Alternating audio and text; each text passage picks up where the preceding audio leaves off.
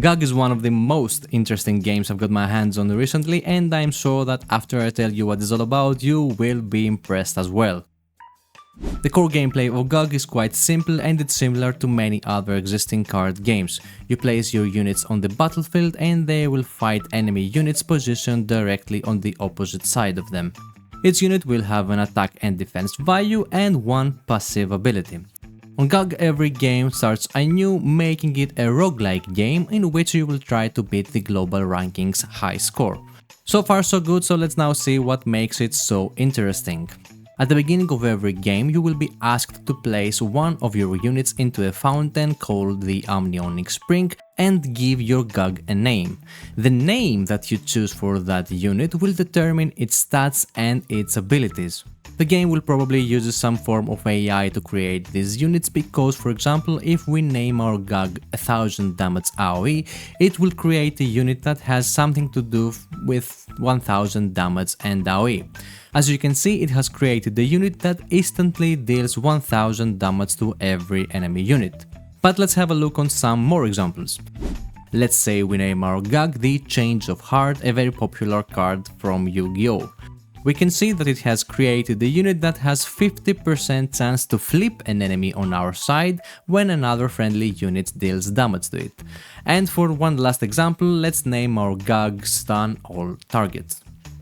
And as you can see, its passive has the ability to stun all creatures when it enters the battlefield. So now I guess you get the idea what makes this game so unique, and since now we know what GUG is all about, let's jump into our beginner's guide. With a very quick look, we can see the enemy units are about to enter the arena. When you see the red arrows, it means that the unit will move forward and attack the tile directly opposite it. If there are no units to defend it, it will attack your health points. You can see all the health and damage changes that are about to occur before you press fight, allowing you to organize your defenses accordingly. Sometimes, in order to win, you will have to attack and deplete the enemy health points, and other times you will simply have to survive a set number of rounds to pass the current stage.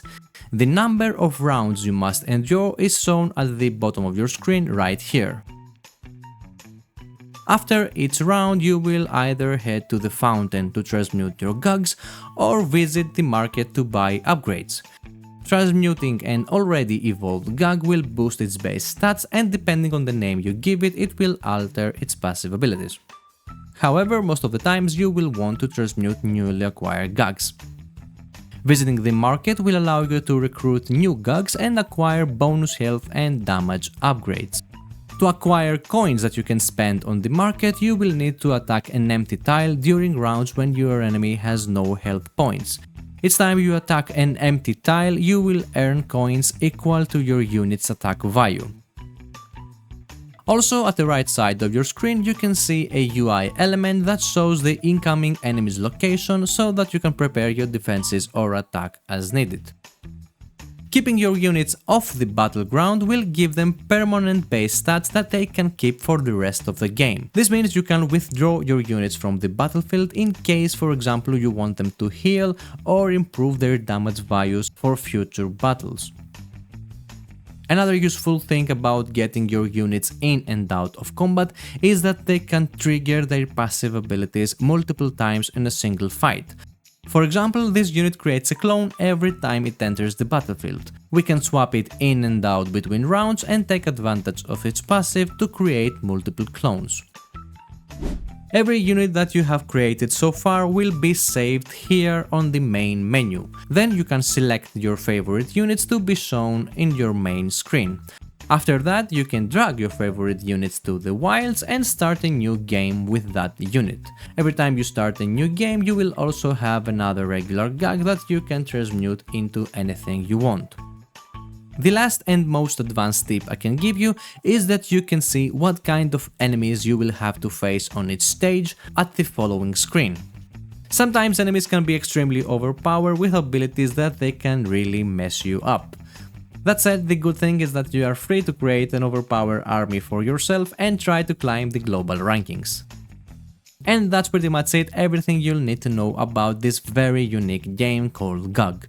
If you enjoyed this kind of videos and you wanna see more beginner guides like this one, make sure to leave a like and some positive feedback, subscribe for more relevant content, and see you on the next video.